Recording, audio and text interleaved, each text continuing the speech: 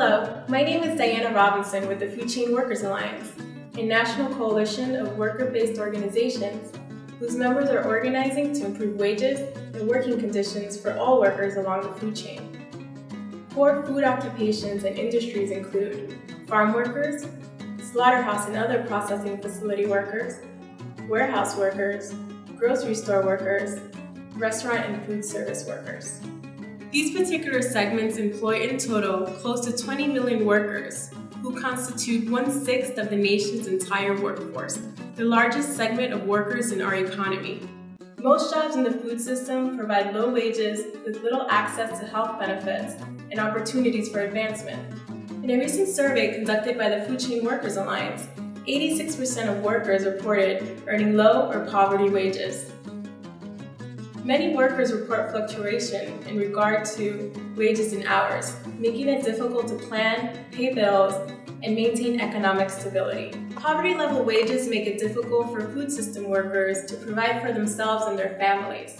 Yo trabajo en lo que es la industria agrícola, donde muchas veces enfrentamos robo de salario, bajos salarios que no ha cambiado desde hace 30 años, desde 1978, siguen pagando el mismo salario.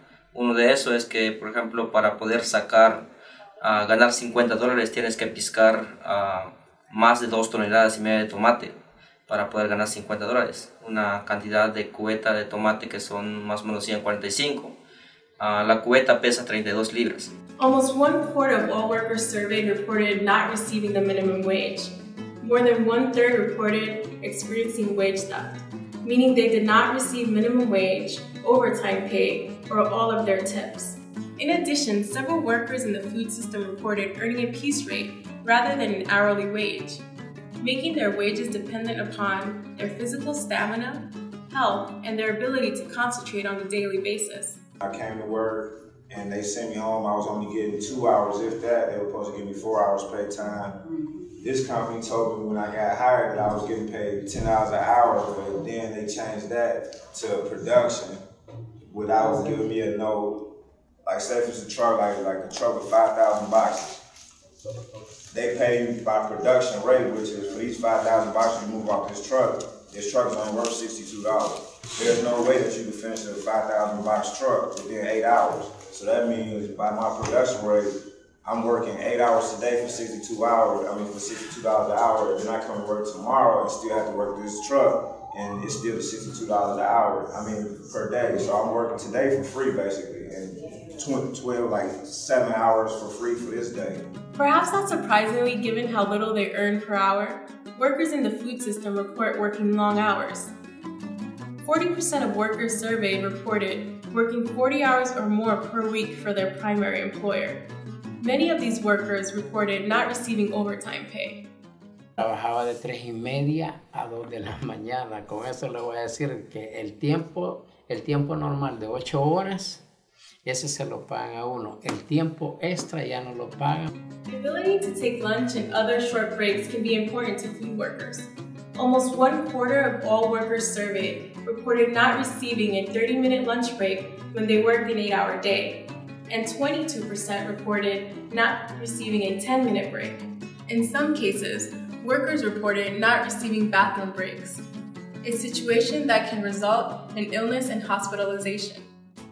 The boss told me that I was using the bathroom too much, so he would go and stand outside the door, where as I stopped using the bathroom and got a real bad bladder infection, and I passed out. So I went to the doctor and called in the next day. The boss says, if you don't come to work, you lose your job, and there's 4 more people waiting for your position. So I went to work. I went to work sick every day. According to a retail worker at a Walmart, workers routinely skip their breaks to keep up with the day's workload. The first break, we all take it. Some of them, they don't, because they have so much work to do. And I always tell them, your break is your break, you know. Right. And your lunch, you have to clock out. And some of them, they don't take their breaks, and I tell them, you get hurt during your break, you will get fired. But managers see them that they don't take breaks, so they just they don't see it, but they like it because work has to be, work will be done. Yeah. The tipping system in the restaurant industry has allowed for restaurant employers' lobbying groups to maintain a very low hourly wage for tipped employees. But you know what? Making $2.13 plus tips as a full-time person over the past 6 years that I lived in DC, working on tips full-time, that I couldn't actually pay my rent. I had been evicted before. Although the majority of jobs in the food system are low paid, the Food Chain Workers Alliance survey did find that 13.5% of workers earn a livable wage. Many workers are organizing with unions and worker centers to improve their jobs and to improve the food system. The Coalition of Immokalee Workers has successfully won a fair food agreement with major corporations to pay a penny more per pound of tomatoes directly to the farm workers who pick them, as well as institute worker health and safety committees, a complaint investigation and resolution process, and much more. No solo se hizo así nomás o se levantaron y dijeron vamos a firmar un acuerdo con la coalición. Fue gracias a la gente que nos apoya, como estudiantes a nivel nacional que nos apoya, a gente de fe o iglesias a nivel nacional, comunidades, organizaciones que nos apoyan en esta campaña y han hecho que más que nada los consumidores han hablado para mejorar las condiciones de los trabajadores. Union contracts also provide higher wages, benefits, and protection for workers from discrimination. As far as I'm concerned, the union keeps the workplace fair. And what I mean by that is, there's a lot of things that would probably be going on if we didn't have a union. You can get fired for no reason. At least with the union, you have to go through a protocol. They have to respond to my union rep. My union rep responds to them. When I got this position that I wanted, the managing position, they were paying me $20, and I think I was getting like $20.27 an hour. I was so excited. I just thought I was sitting on top of the world. So I took the $20.27. Then I happened to get called to do an interview for the Food Workers Alliance. And when I was asked the question of what my rate is, my union rep happened to be sitting there. And he's like, $20.27? Like, that's wrong. Come to find out, I was supposed to be making $25.76. So the next day, my union rep sent Human Resources a message. And a week later, that next Thursday, my next pay period, they cut me a check for $4,000 and some change to balance me off. And now my rate is correct, and I'm at $25.76 every hour for 40 hours a week. While employers in the food system save costs by paying low wages, not offering benefits, or adequate meal or rest breaks, these cost savings result in public tax dollars subsidizing employers, because workers must then rely on health and public assistance programs.